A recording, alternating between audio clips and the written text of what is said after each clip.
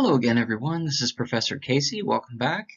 Today we're discussing our lesson on the paragraph. Okay, so this is going to be the assignment that I give you that is kind of your major writing assignment for this class. Okay, it's the only one that you really have to worry about.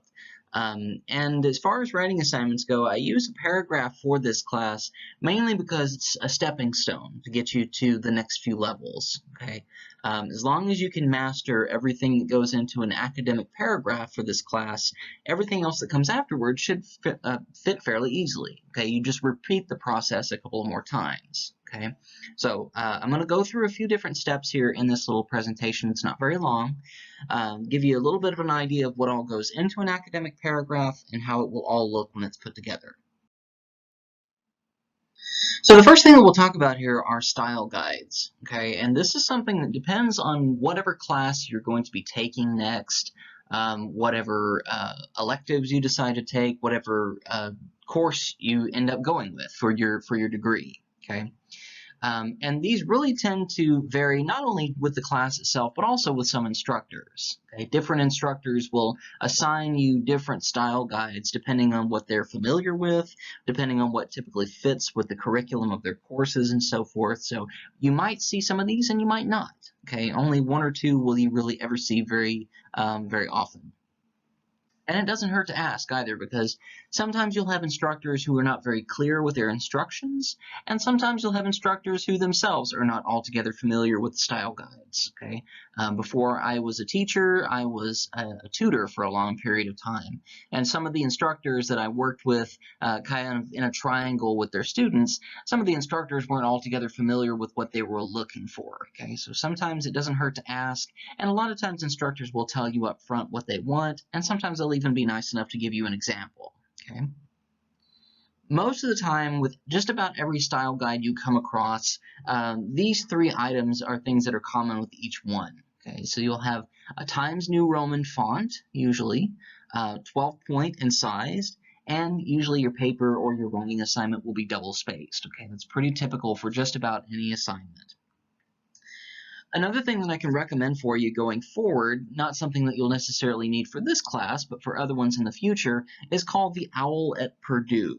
Okay, and this is the website link. Okay, you can type this into the URL bar up at the top, and you can visit it if you want to. OWL at Purdue stands for Online Writing Lab. Okay, so this has got every single example of every single style guide that's used in most academia, in community colleges, and even in four-year universities. Okay. And I personally use this from high school all the way through graduate school. Okay, it's very, very handy to have, and it gets updated on a regular basis. Okay, so if you're working with a particular style guide, they won't give you anything outdated. Okay, so you won't end up getting points taken off. Okay, so I highly recommend checking them out. Now, when it comes to different style guides, there's three main style guides that you will see, depending, again, on what kind of courses you take, whatever your degree happens to be in, but I'll kind of give you a couple of examples of each one here, okay? First one is called MLA format. Okay, MLA just stands for Modern Language Association. Okay, and the picture that you see here is an example of one. Okay, this is just an example taken from the internet. Okay, this is an example of what a typical MLA paper looks like. Okay, you can tell the heading is very specific. It's got a title, and it's got all the paragraphs that are needed after it. Okay, pretty simple and pretty straightforward. Okay. An MLA format is used in most of the humanities courses that you encounter. Okay, English classes, speech, literature, and so forth. This is the one you will see 90% of the time, especially at TCC. Okay, so this is one to get familiar with pretty quickly. You'll get introduced to it probably in the next course or two, right? Either in INRW 0399 or perhaps in just English 1301, the most basic English class that everybody takes. APA format is another one we can talk about very briefly. APA stands for American Psychological Association. And I like to say this is basically any class that has ology on the end of it. Any of the hard sciences, behavioral sciences use this. I think the only time I ever used this was once in a psychology class that I took for an elective. Okay, so you might see this class and you might not, or you might see this style guide or you might not. Okay, Usually, again, if you're getting into any of the sciences or if you're getting into a nursing program of some kind, chances are you will see this, okay? And APA style guide tends to be a little bit pickier about some of the things that go into it, things like the spacing, the way things are worded. It's a little bit more advanced, okay? And the final one, the one that I'm the most familiar with, is called Chicago style. Okay, this is one that you see used quite often in textbooks. It's one that you see used in academic journals. It's one that is a little bit more professional looking, perhaps. Okay, a lot of the social sciences courses end up using this, or they give it as an option. I also teach the history courses in addition to these classes, so I give my students the option of using this. Okay. Similar to APA in that it uses a cover page. The only major difference with the others is that it actually uses footnotes instead of in-text citations whenever you're citing a source from something else. Okay, and some of this may sound completely foreign to you at this point. If it does, don't worry about it. You're not going to have to worry about doing any of this for my class. Okay, I'm just introducing you to these 3 style guides just to give you a preview of things to come. So anyway, that's all I wanted to say really about style guides. All right, so next thing we can talk about here is a really short little writing checklist that you can give yourself anytime you have to worry about any specific assignment that you're given that requires writing. Okay, so there's a few different questions you can follow along with here, and some of these are common sense or they seem like it, and others might seem like ones you just never really thought about before. Okay, so it doesn't hurt to go back and take a look at these as you're writing something. Most important one is probably, did I answer the prompt? Okay, and the prompt is just whatever question you're supposed to answer. Okay, a professor will tell you to write about a specific topic. They may give you questions that you need to answer. It's basically just making sure you fulfill the requirements of the assignment. Okay, and again, that may seem like common sense, but it's very easy to get sidetracked, especially when you're writing a longer paper. Okay, you have a lot more space that you have to fill sometimes, and you might get going with so many different examples or talking about so many things that you end up just missing the mark. Okay, and I've done it before. When I was an undergrad, I had at least one paper that I can recall that was 5 to 7 pages, and I started talking about one example that had something remotely to do with my topic, and I ended up talking about it for 5 pages and realized that I hadn't actually answered the question. Okay, so it's easy to get sidetracked sometimes with papers, so make sure that you're staying on message is the point. Make sure that you have a clear thesis statement or a topic sentence is another important thing. The topic sentence is something we'll talk about in this particular presentation. Thesis statement is something that comes in a later class. Okay, if you have a longer paper, usually the thesis statement comes at the very end of your first paragraph. Okay, in most longer papers, you have an introduction paragraph that builds up to a thesis statement. And a thesis statement is, I kind of like to think of it as a preview of what your paper is about in one sentence. Okay, kind of gives the reader a general idea of what it is you're going to be covering. Okay? So, and again, you'll see thesis statements covered a little bit more in depth in a future class, so you don't have to worry about it here. We will cover topic sentences here in just a moment, though. Making sure you organize your ideas clearly. Again, this may seem like common sense, but again, sometimes you want to talk about so many different things, especially in a longer paper, that you might end up cramming a bunch of things together and they don't always fit together. Okay? It's like making sure that the pieces of a jigsaw puzzle fit together nicely. Okay? Some of them might be very close, but they don't fit all the way. Okay? So you have to make sure you do it in a logical manner. Okay? Making sure your sentences are clear and easy to read kind of follows along with the one before. Okay, making sure that everything is easy to understand, that you are not really just tripping over your own words. Okay, because I like to say, we tend to write the way that we speak, and we tend to speak the way that we think. Okay, and sometimes your mind gets going so quickly that you just start typing out words almost in a stream of consciousness, and it gets easy to lose track of what it is you're trying to say. It may make sense to you, but if you hand it off to someone else, it might not always make sense. Okay? So doing that and checking your paper for spelling errors is some of the most important things you can possibly do. When I was a tutor, each of the sessions that I would do with a student would be about 30 minutes. And sometimes I would spend anywhere from 20 to 25 minutes just correcting spelling errors or correcting sentence structure. Okay? And I would never actually be able to get to the content of the paper and give them more constructive feedback. Okay, so and spell check, granted, doesn't always catch everything. Okay, there are settings that you can adjust a little bit on it in some cases. You might look for an online tutorial about that if you want. But you can increase the difficulty on it so it will catch more. Okay, so it will actually make sure that you have things well constructed and so forth. Okay, I'm not too concerned about it at this point, right? For this particular level, I can understand what most people are saying. Okay, discussion boards give me a good idea of everyone's writing style. Okay, but for future classes, it can't hurt. Okay, so again, just a few things to keep in mind as you go along. Now, another thing that I want to show to some of you is a few little tips and tricks that I've picked up in the different stages of my own academic career. Okay, beginning as a student, moving on to being a tutor, finally becoming an instructor, professor, all that kind of stuff. Okay, there's different things that you see at different levels. First thing I can tell you is try to write about a topic that's interesting to you. Okay, and that goes for this particular assignment for the paragraph. Okay, if you can write about something that's interesting to you, then it will seem like less of a chore.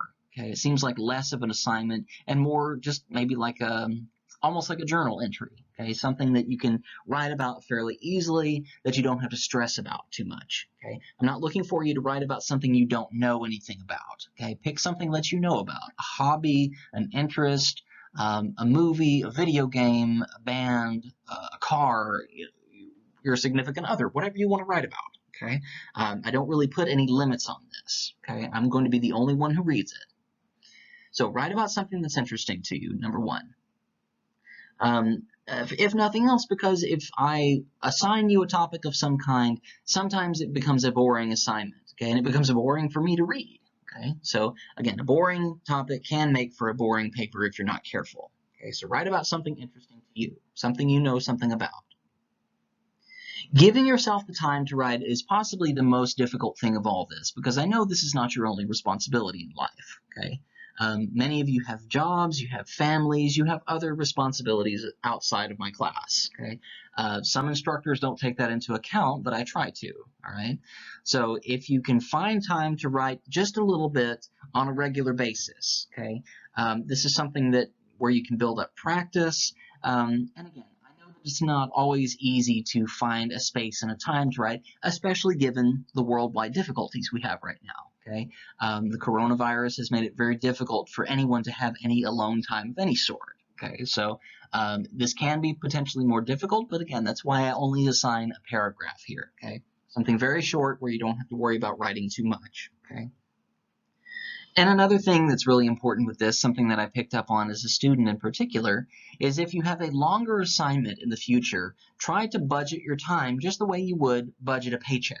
Okay, if you have a long paper that is supposed to be due over a longer period of time, write a small amount each day, every day, and then you'll be able to do it. Okay. An example of this that I can give is something that happened when I was in graduate school. Okay, I had one particular assignment that was a 30-page paper. Okay, and I only had 1 month to write it. Okay, so I sat down and I had to tell myself, okay, 30 pages, 30 days. I'm going to write 1 page every single day for 30 days, and by the end of 30 days, I have a full paper.